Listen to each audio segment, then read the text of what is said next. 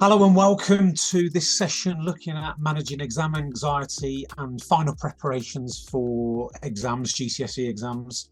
And I think I want to add in at this point, not just managing exam anxiety, but we'll be talking throughout the session in terms of maths anxiety as well. But in the main, it's preparing for those exams, whether it be in the November resit or the summer GCSE exams. This is quite an interesting question just before we dive into it, for you to just think about whether or not you're sat with your departments or on your own, just whether or not you think your students are experiencing more or less or the same levels of anxiety than you've seen. You might be new to the profession, so have no frame of reference, or you may have been at this for years and have lots of experience to be able to refer to. And it's just quite interesting.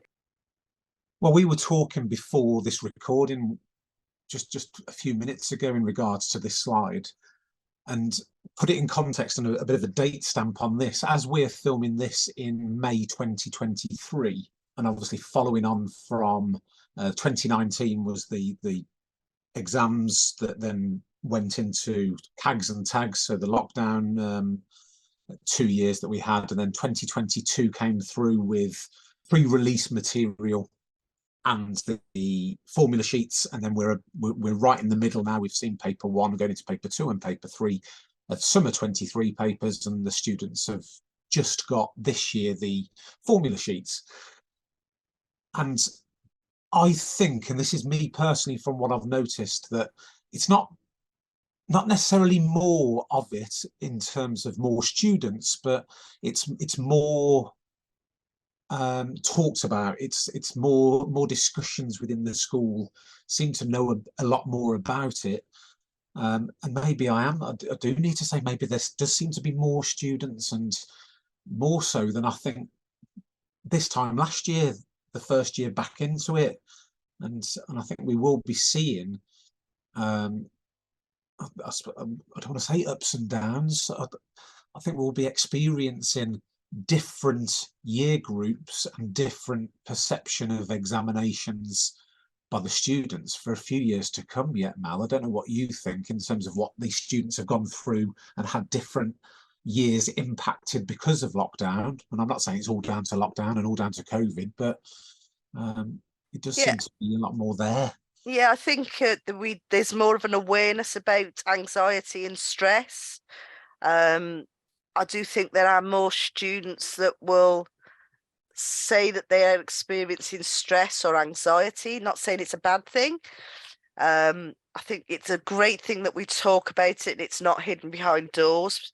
And the fact that there might be a perception that we think there's more is a good thing, because students are a lot more open and feel a lot more comfortable to talk about it. And it's then then have to think about how we tailor our response to that to deal with it and to try to normalize it and reduce that stress and anxiety. And a stupid analogy in my head, I think back to the 2017 when I sat the GCSE, and because I was sitting it with students and I was pacing, when you do the speech or the spiel at the beginning, and I was pacing up and down, going through everything that I'd preparing myself for the exam, as you would do. And the deputy head at the time come up to me and said, "You need to stop pacing. You're making the kids nervous," and they do pick up on it. And it's so for me, that level of anxiety or exam anxiety, it was in my case, was normal. And as an adult, I could cope with that. And my coping mechanism was walking up and down. And it's just about how we deal with it. So, and it is everybody's experience will be different, because we're all at different schools and colleges. Um, and is it different or more than before? I It seems to be that there seems to be more students that are aware of it, which is great, and are happy to talk about it. But there's also the extremes seem to be more extreme than I've seen, if that makes sense. Yeah. Um, but then that's just my context, and I get that, and everybody's context will be different. I just think it's a nice question just to think about.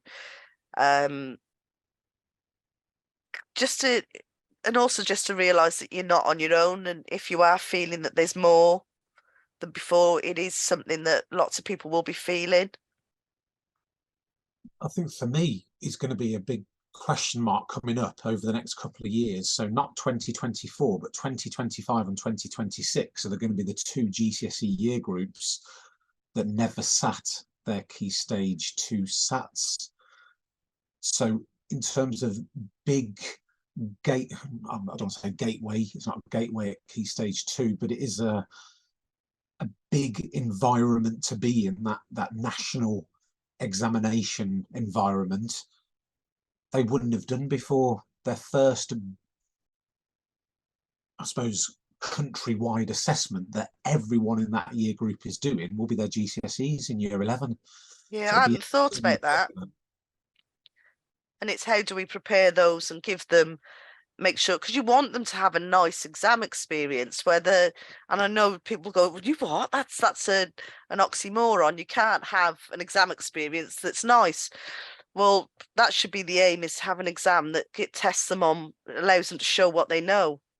And so we do have to consider what are we going to do to prepare those students, whether there's whole school plans in terms of making sure, because I know some schools don't do formal exams, i.e. in a hall, until sort of year 10. And whether or not there's the head teachers and SLT are thinking about, well, we need to make sure these students have got that experience. Yeah. I think another one I want to throw out there, based off what we've got on the screen here at the moment, but anecdotally, are the teachers and the staff within the school experiencing more or less or the same levels of anxiety as we build up to these exams? And I think, I know talking with Mal all the time on this, and those 2 years where the drive wasn't there, in obviously the drive was there to teach the kids and teach them the best we could and get them through, but that whole process and little things, again, just talking a few minutes ago before the recording, that what we used to do for the exam, this was put exam posters all around the department or the hall, or not where they're sitting their exams obviously, but their environments where they're just about to walk into the exam room, of remembering facts or formulas. And we haven't done that for so long. And Mal's been talking about what she's been doing with her students, getting them ready as they walk in, little I suppose positive remembering points, but also some key things. Don't forget to write down all your work in. And all of that is part and parcel of the experience that us as staff go through as well. So just wanted to throw that out there a little bit, that there's going to be teachers and heads of department that still haven't gone through many examinations because of what's happened over the last few years. So and as we go back to a more normal reality of league tables, etc., whatever comes out at the other end, is going to be different for staff as well as students. Yeah, I hadn't thought about that, but that's blown your mind that you'd forgotten to do those posters. It's just, it was the norm every year, but then Yeah, it's happened, and then it's still not on my radar this year because of the formula sheets. Whereas obviously going into next year and beyond, and the way you've thought to remember to do the posters, but tweak them to be a bit more of a spin and a positivity, which fits in perfectly to what we're talking about here, the anxiety, yeah. yeah, going into those exams. So interesting. So just I did quite a lot of research about maths anxiety, and exam anxiety is different. Um, so there's loads of research out there if you're that way inclined. But if we go back to what is anxiety, it's a response. It is something that is natural. Um, and we have to learn to accept it. And there's a point where you actually learn to enjoy, as I suppose you do have to be an adult and quite mature, where some people thrive and look for that buzz. But it's a natural response.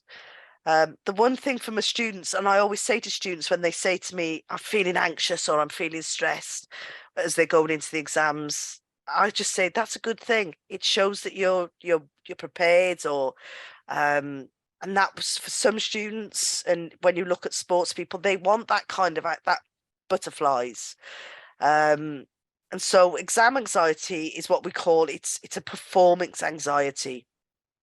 And in most extreme cases, and we're not talking, when we talk about extreme cases, we're talking about um real, there's physiological symptoms that come out of it as well.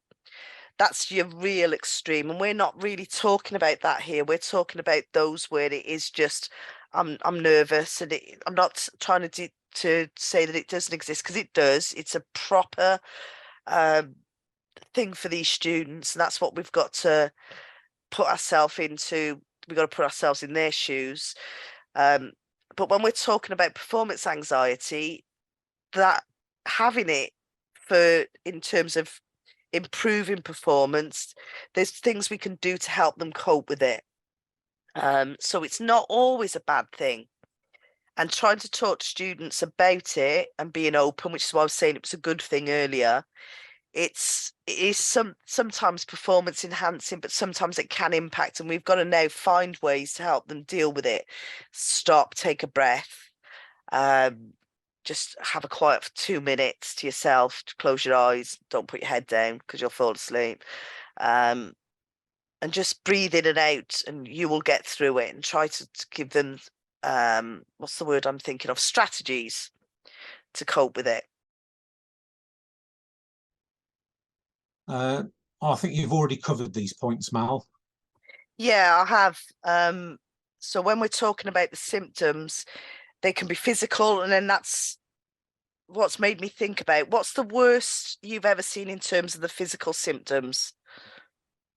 I think going back to your footnote on that previous slide, saying about this, we're talking here about students that are prepared for the exam. I think tears, shaking, clearly nervous going into an exam, but and I suppose it's just built up themselves to get to that point, and then displaying it to us with the tears. But we're talking very few and far between, even over the difficult last couple of years as well. Mel, I don't know about yourself with what you've seen. Yeah, I think the worst is been where literally just as a student was just about to go in, she was saying as we're walking across the playgrounds towards the hall, um, Miss, I'm really nervous. I don't know if I can do it. What if I fail? And I was saying, you're not going to fail. And if you do, it's not the end of the world. You just need to go. You've prepared well for this. You've worked really hard. And I said, you're going to be able to do this. I believe in you, and all the real nice, positive stuff. And I looked at her and I literally went, "Are you going to be all right in there?" And I think the me asking, "Are you going to be okay?" She just then burst into uncontrollable tears, and it was just I couldn't stop them. I think she'd built up this fear in her head about all the things that could go wrong. Um, and then when she came out, she went, "I don't know what I was worrying about. It was fine." And then, So and then the beauty of getting through paper one like that and actually realizing it's all going to be okay. Paper two and paper three generally go a lot better, don't they, in terms of that starting position from the students. yeah, it's quite an interesting the whole process and seeing students' reactions to. And as a year 11 tutor, I've seen them build up to, oh my God, I can't do this. This is going to be awful. To the point now where 2 weeks in, I can't wait to get these done. Just another exam. Let's get it done. Um, and they've now got to the point where 13 days then counting, and they are going, oh, let's get it done. Yeah.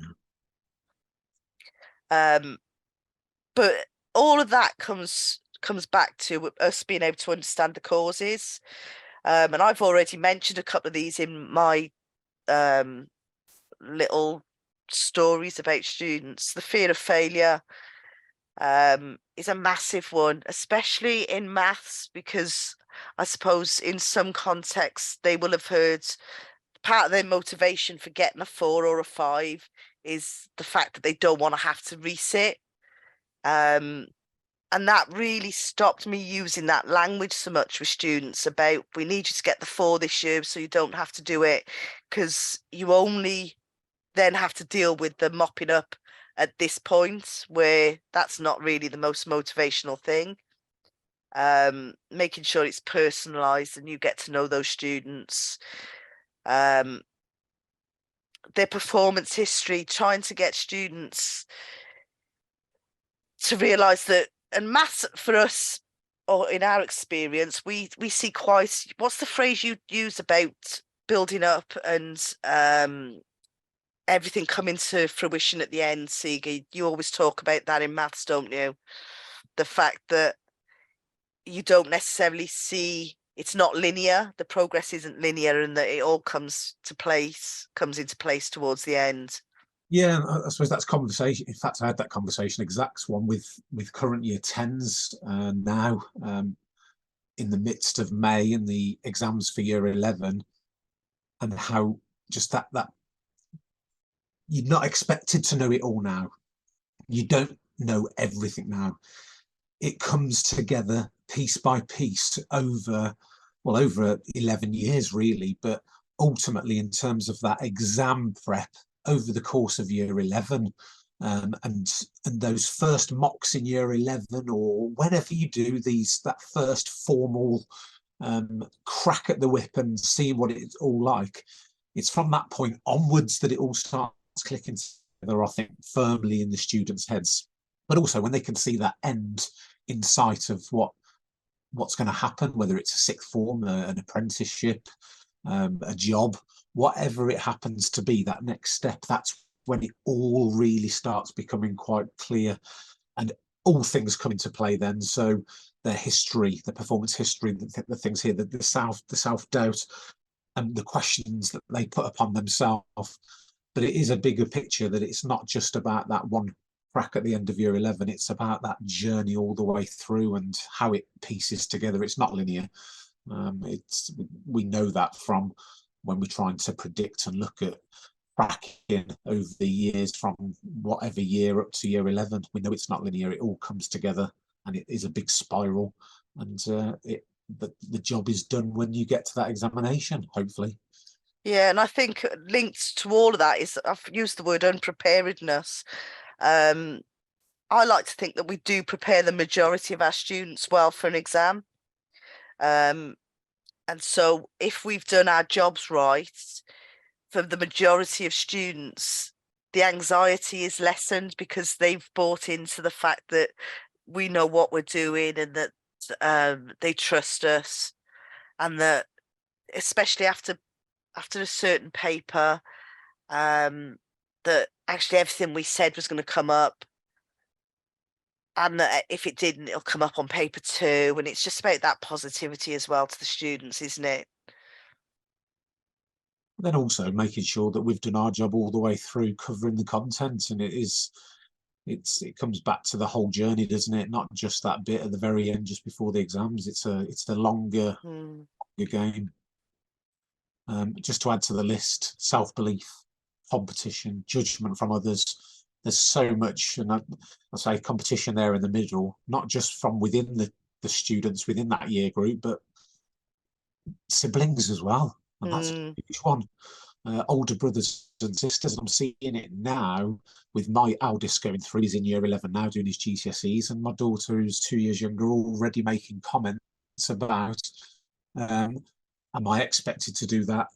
And in terms of the level of revision that he's doing, and it happens by default, even without saying anything. It's naturally happening around siblings. So it's not just competition there, possibly within the year group or within a class or within a friendship group.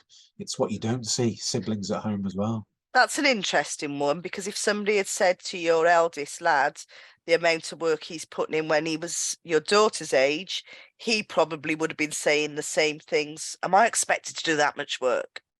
Exactly. And she'll be in a different, yeah, she'll be in a different place in 2 years' time when it comes to it. And the students are worried about being judged by, like you say, family, friends, and no matter how much parents and teachers will tell them, as long as you try your hardest. That's quite a hard thing for a 15, 16-year-old to talk about, isn't it? Oh, Right. absolutely. So, in terms of what can we do about it, we've got to normalize it. We all face it. When we're feeling stressed, sometimes we feel like we can't show that to students. If they see us feeling a little bit stressed, and they know that everybody does it, talk about it being a good thing. It's not always, sometimes it's performance enhancing. And talk about sportsmen and that adrenaline rush. Then also about managing the exam period, um, about making sure that they're aware it's not about working sort of 15 hours a day. They've got to get sleep.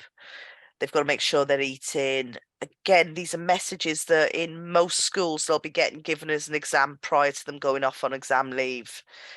One of the things that I think we also should throw in with that is making sure that any exam sessions, revision sessions are meaningful for those students. One complaint I've heard on from students, not necessarily ours, is that sometimes some of the oh, it wasn't worth coming to school for that revision session. I could have done that at home.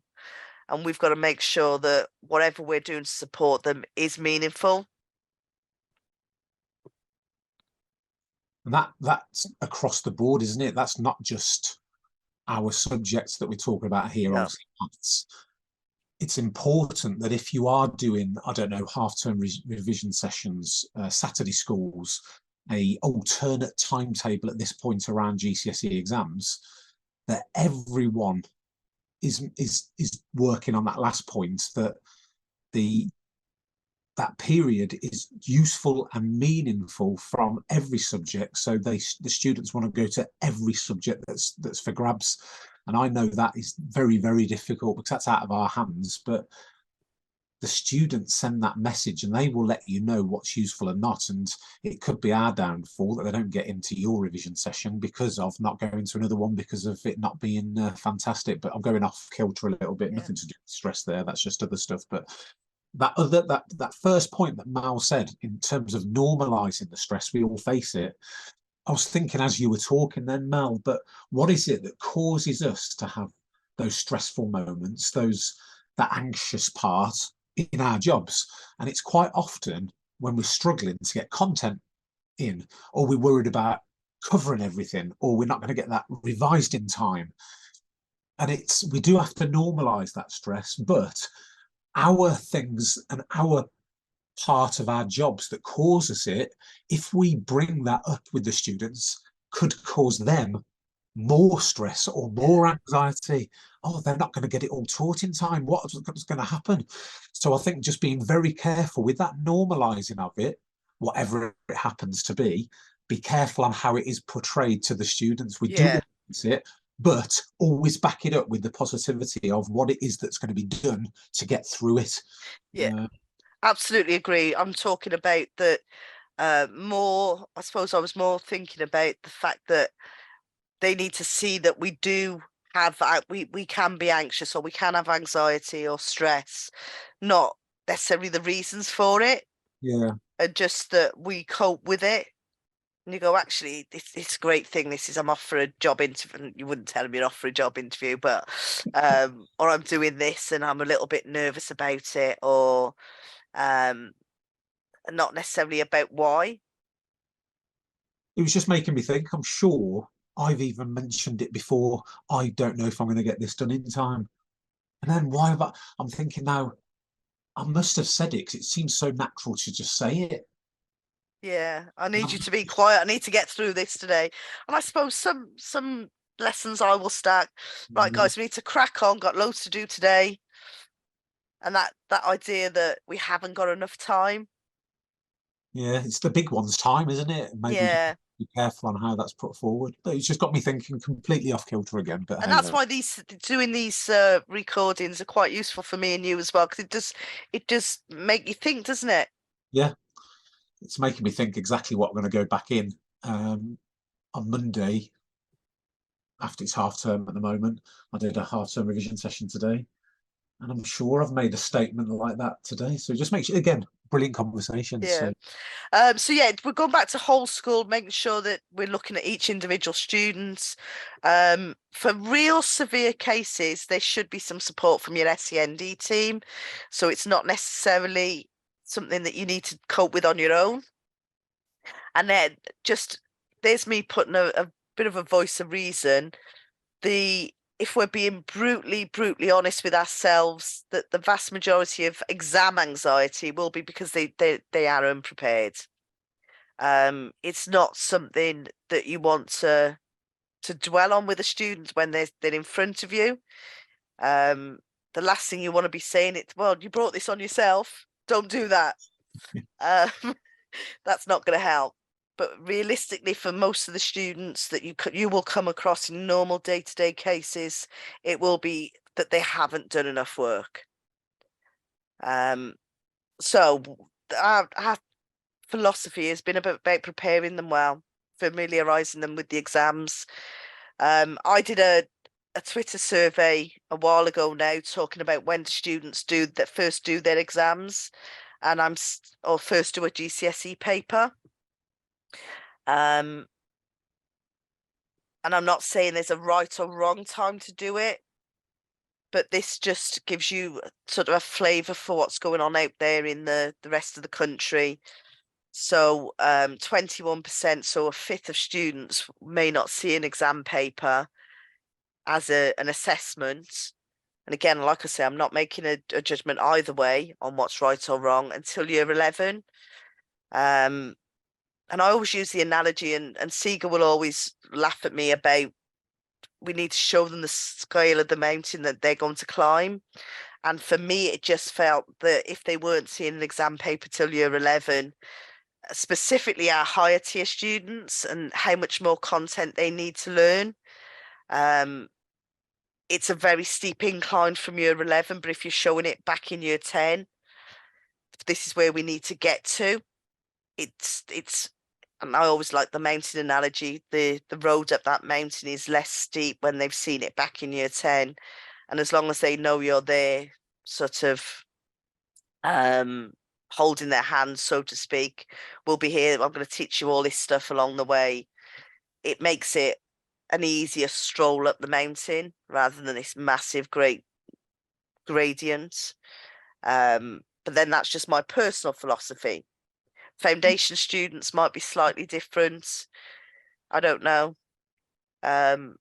what I quite like doing this week, and again, we've just had paper one in this summer, and I was teaching year 9 at the same.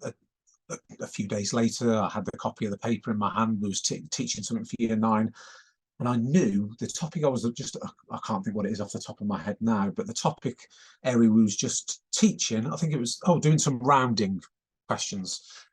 And there was a question in the GCSE paper from last week that was there, so I wanted to show them. But the kids in year 9, they wanted to see what it looked like. They wanted to have a look at it. So it was under the visualizer. I had to be careful because at some point it will probably be one of their mocks going forward at some point in the future. But the fact that they wanted to see it, I want, again, normalizing it, making it completely accessible. Yeah, let's have a look at it. Let's how would you guys do on these first 5 questions? And we had a little competition. I just said, go on and write them down. No stress, just don't talk about them. Write down the answers to these first 5. Front page competition, and they loved it. And it was really nice to normalise it. We won't show them proper GCSE papers in year 9 at our school because they're still following the key stage 3. They'll probably see something towards the end of year 9 as we're heading into the summer term or the last half term.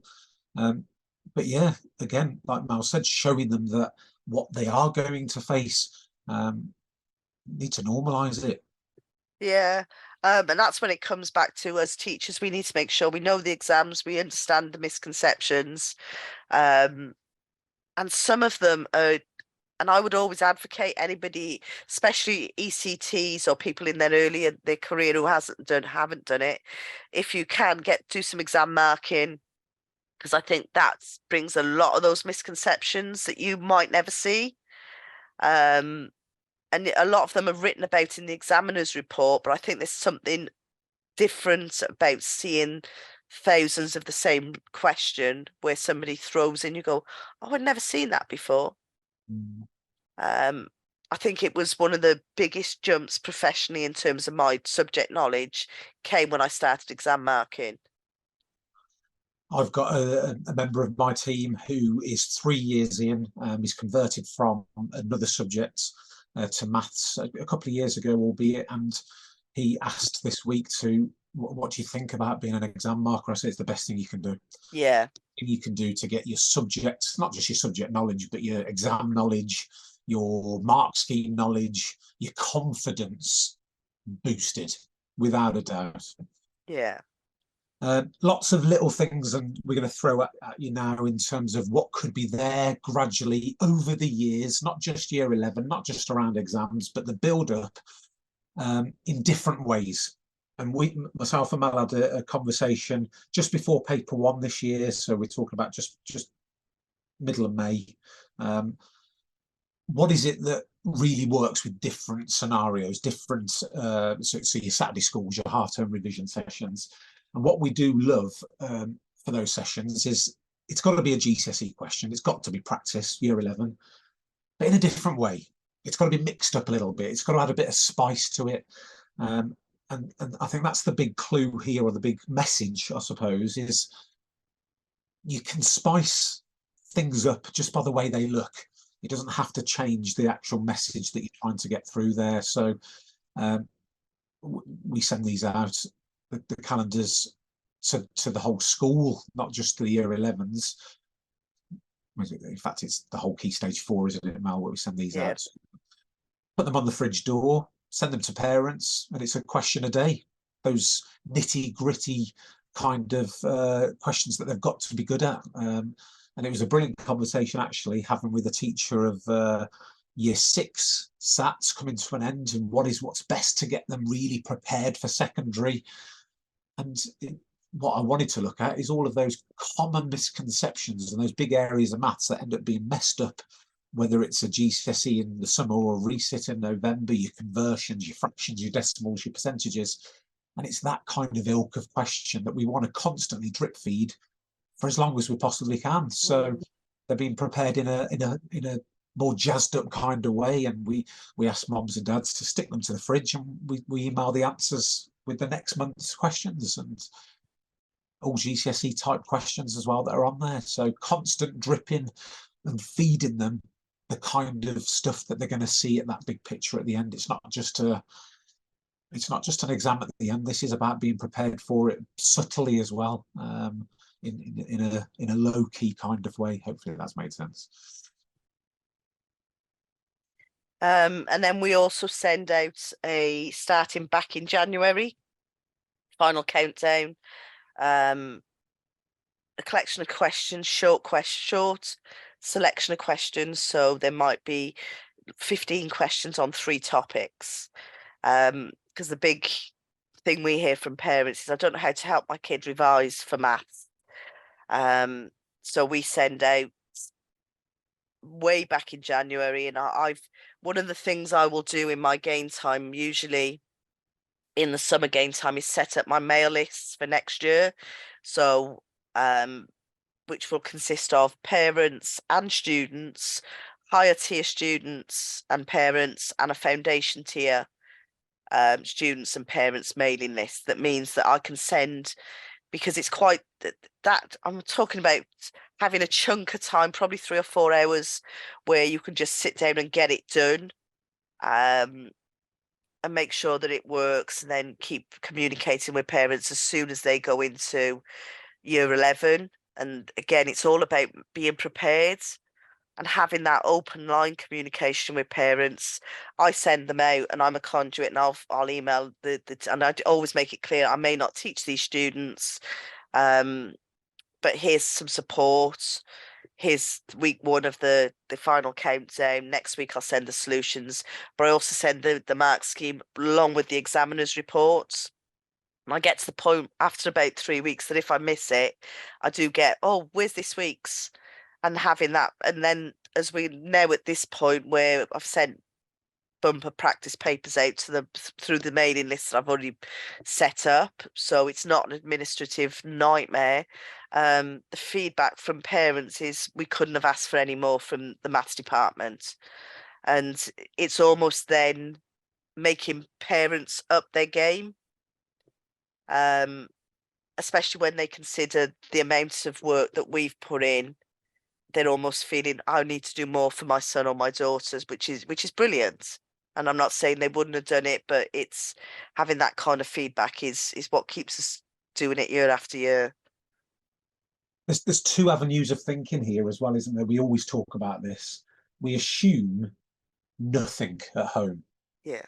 We know that's not the case, but we assume nothing. And then in those cases where things are happening, which is a lot of the cases, we want it to be guided and directed from us as a maths department. So giving them the direction, and you'll be amazed if any of the students do have tutors, private tutors, that these will fall in front of the private tutors from the parents. And it's a guidance to what you need, needs to be done at home. And again, it's all that preparedness for the exam, but it's a matter of it's the right stuff that's being prepared. And it's not just an ad hoc revision package that's been put together or just a revision guide that's being picked up. It's being directed from us in the department, and that communication strengthens. More conversations are happening between parents and students and teachers, which only helps that final picture at the end, and reducing the anxiety and what we're aiming for, because it's constant all the way through conversations. Yeah, I think you've summed that up. Yeah. We love Exam Wizard. It does need the login to be sorted via Edexcel Online now. So just see the exam officer to get you clicked on for that. That's not hard. But you can create little exam papers, practice papers, test papers, whatever it happens to be, and just easily done from you guys to pass to the students, so they're constantly seeing. Even create one in front of the students, put it up on the board and show them one being made. And again, reducing that anxiety is just a collection of questions. That's all it is. And then one of the things, and again, there's loads of these out there. It's that what's it, retrieval practice. We've been doing this now for years. It came back from the very early days of me and Siga working together a long, long time ago, where I'd just marked some year 10 mocks, and I was frustrated that yet again the year 10s, they'd been taught it and they factorize in double brackets. And I remember coming into your classroom seeing us going, right, what's the top 10 topics we need to get down, or top 30 topics? And we had and that's where it started, where there was the top 30 topics. But now they have evolved over time, where take away the excuses, it follows our scheme of work, rather than it being random. So there is no excuse. But again, occasionally I'll throw in the ones that I know, so 0.2 times 0.3, I know is one that they will all write as 0.6. Trying to get them fluent in a lot of those numeracy, I'll call them sums, calculations, not necessarily the GCSE maths. So, and that seems to work again. Students have come out after paper one saying, oh yeah, the first 2 pages were just like the bread and butter. It was just like a lesson. Yeah. I think what you just summed up then when you introduced these, that there are a lot out there, different starters. Make them yourself, whatever you happen to do, but have a bit of thought process behind what you are doing, when they're going on, and why. And I know Mal spends hours doing this, and on this slide it shows why. Getting the coverage of the topics and making sure they're constantly dropping back in. They're not just, I'm going to go back to it there, they're not there randomly. They are there for a reason. So it's all well and good just saying, yeah, my starter is a recap. What is it a recap of? Are you seeing enough of them? Are you remembering to see them again? It's all well and good saying one recap, but they need several recaps of those topics. Yeah. you manage to build them in. So whatever you do use, however you create your own, just make sure that you are either keeping a bit of a tally behind the scenes of when and why and how, or if you're using something off the shelf, ensure that they have also done the whens, the whys, the hows. And that there is the proof in the And I pudding. do love a spreadsheet, but it's the first thing I always look at when I get onto Results Plus in August is, so how did we do on the questions that I know that they've um error intervals. I know it's a topic that they will have seen. They've probably had it, I don't know, 14 starters on it since the start of the year. And you'll see that as I'll look and go back, oh, we haven't had a two-way table for 4 weeks. I'll throw a two-way table, or there hasn't been a ratio question, so I'll throw that in, making sure that it's never too long. But also, I take away the excuses. There is nothing on that sheet they haven't been taught. So, from a behaviour management point of view, which was key, and I know some people don't like to talk about behaviour management, but I think it is key for me, taking away the excuses as to why students aren't on task. But I do love a good spreadsheet. Whether it's as a document like this or just picking out from exam papers or whatever, but the one, and I'm going to say probably more importantly, the 1 mark questions here, but the 1-2 mark questions that are riddled through those exams, particularly the foundation papers, they're a brilliant way of showing the students the bits that is in their heads from years ago. We're not talking here year 11 learning, we're talking from when they started their maths careers many years before, and showing them it's not just about the recap of it, it's about the conversations yet again that they would have had over those years. So it's, although the bread and butter is a constant recap of recent and what but also throwing in some of the old stuff that they would have learned. These kind of questions here now, the 1 and the 2 markers that are in the exams, is conversations and that recap, that retrieval practice from years, not just over a key stage. But again, building up that confidence as they open that double page spread, isn't it? That they should be, this isn't stuff necessarily that's new to year 11 or new or year 10. We often say to students that the GCSE is, unlike some other subjects, isn't just content from year 10 and 11. It's a culmination of 11 years of education. It will examine stuff from key stage 3, and there is an overlap because of the nature of how we learn maths and how the curriculum works, that there will be content on there that is from years ago, and we've got to make sure that it is fresh in the students' memories. A bit of an aside here in terms of the crossover. The crossover, what we've talked about throughout this, but what myself and Mal have talked about for years now, the crossover between the higher and the foundation tiers. This document is a real great one to have at hand, and you can see my tea-stained version there.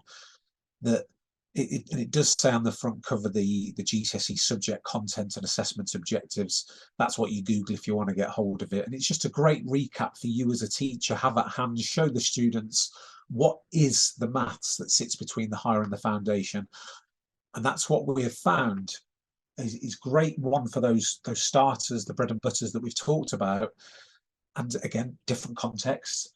But what a brilliant coverage of maths to make sure is constantly recapped for absolutely every student, not just higher and foundation, because it's all the stuff that they've got to know to succeed at higher and foundation. So that document's a great one to get your hand on, just to get it clarity in your head. What is the crossover between the two, or the common content between the two? And there is a revision guide, I believe, that looks at it. I quite like this now. There is a story that comes from this. We had a student who came up to you after his exam, Stiga. In terms of the foundation paper challenge, or no, the actual question. Well, the actual question jumped straight out because I was adamant I'd seen that little man somewhere before, and I think then Mal went off and found that exact same image on a Key Stage 3 exam from 2002 or something like that. And he's also next to the GCSE question with the bus. He is. He's been around a Yeah. while, this guy. But this was 2017, I think, the first sitting of this current GCSE, the 9 to 1. And we were so frustrated, weren't we, when those students come out and we seen the papers and we were in the lesson concentrating on the crossover because we didn't know whether it was higher or foundation. And they came out and there was draw a bar chart. It was, oh no, we didn't talk about bar charts, or height of a man versus the height of a tree. Oh, we didn't teach that. But then you actually questioned yourself. And I think Mal actually put me in my place. When would you teach that? You wouldn't teach that. It's a concept that doesn't fall within the norm of a teaching lesson. It's that kind of scenario, those questions, that it's only really when you see them on an exam that you end up talking about them. So the foundation paper challenge that we've built in for years now, and I think it came about with, I think the Edexcel staff at the behind the Emporium talking about when they attempt to do a GCSE paper and they have a little competition in the offices, who's going to get 100% instantly on it. And so I thought we'll set out a bit of a challenge, not to get 100%, but let's see who's going to get the furthest through a foundation paper without losing a mark. And we know we lose the marks early. We know we do. No matter what ability, top sets, your nurture groups, whatever we call our students or our grouping systems within a school, everyone will mess up within some early questions on a foundation paper. And the conversations within our foundation paper challenges end up covering these kind of maths questions, whether it's a bar chart, a pictogram, the height of the man versus the height of the tree. But it's a great competition that we have, and we don't overdo them. Maybe once a term, twice a term max, really, or on a Saturday school or a half-term revision session. Right, competition. Let's see how far we can get. And me and Mel, we've run around like headless chickens, marking a page at a time. And just having those conversations there and then when pupils are getting these kind of questions wrong. Yeah, I think the part of doing this though comes from, I think the student came out and said, "Sir, how tall's a man?" And you said to him, "Well, how tall are you?" And it was, "Oh, I'm 5'7". So what did you write? "Oh, I didn't answer that question." And you're just like, really? Just get everything down, something on every page. And it was But interesting that all the answers were in feet and inches, weren't they, for their height? So yeah, apartments now, you've got 2 meters high pointing to the top of the door. So it's all subliminal. It's in the back of their head, but they do think the average man now is of a height 2 meters in our school. But nonetheless, yeah, if they work write the it, mark scheme.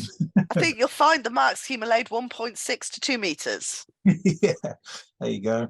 Yeah, But working in twos is a lot easier than 1.6s as well. yeah. So interesting that those questions came back when we went through the assessment after 2017, and we cover them in a different way. And again, reducing anxiety, reducing that stress, making exam papers in a more challenging, fun way. Setting out a bit of a competition where there's no, it's low stakes, but very, very high gains in terms of their confidence. It was amazing, just again going off kilter a little bit here, a revision session that using one of the resources that I know Mal's put together, which was the revision clock. All it is a GCSE question, but going off in a bit of a spiral, start to end. It's amazing how different the students buy into it when it's written like this, going around a piece of paper, than just as a list of GCSE questions. It was brilliant, and I used that in a revision session. So just different ways of seeing the same things, and there we go again. Do you know the one piece of advice I'd say for revision sessions? And it's 2 words, A3. You put anything on A3 paper, the kids think it's something special. not colour, obviously. Oh, no, if you did A3 colour, Yeah, that would be amazing. you'll be I on. might try my theory out on Thursday. So we've gone through obviously the journey in terms of the final preparations, but not just the end game of year 11, that bigger picture, and how to reduce exam and maths anxiety over the course building up to those exams. So hopefully we've helped there. Any questions, as always, drop us an email, or even arrange a visit. We work as credible specialists for Pearson, meaning we can come out to you, you can come to us, and we're there as a helping hand, being practicing teachers in the classroom. So please just drop us an email, get in touch. But thanks for listening. And even if only one thing in that was useful, it was worth listening. And thank you. Cheers. Bye. See ya. Bye.